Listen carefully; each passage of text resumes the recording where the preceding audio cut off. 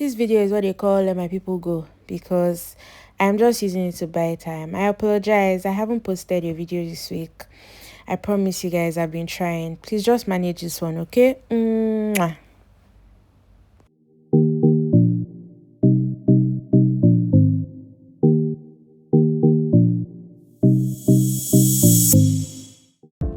Okay, you know the drill. Layer on flavor, saute your onions in oil, add garlic before you start to add your pepper.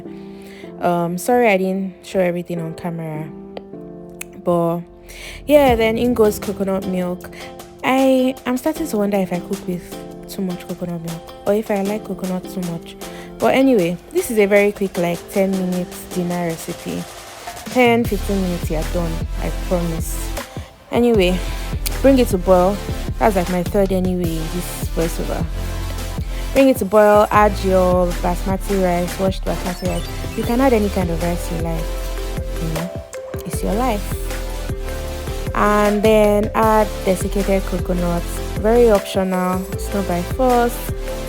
You know, if you don't like it, don't add it. Crayfish is very necessary. It's not optional. Crayfish is necessary, okay? Otherwise, it won't taste the way it's meant to taste. Then finally, all you need to do is add shrimps, fish, any kind of seafood that you want.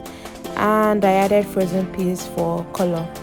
And then desiccated coconuts and curry leaves, or you can add basil.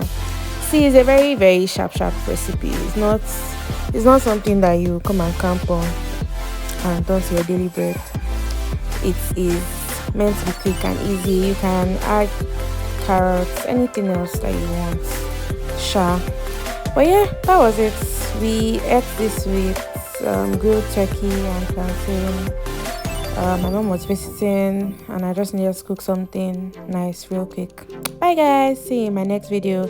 Like, share, subscribe, comment, etc.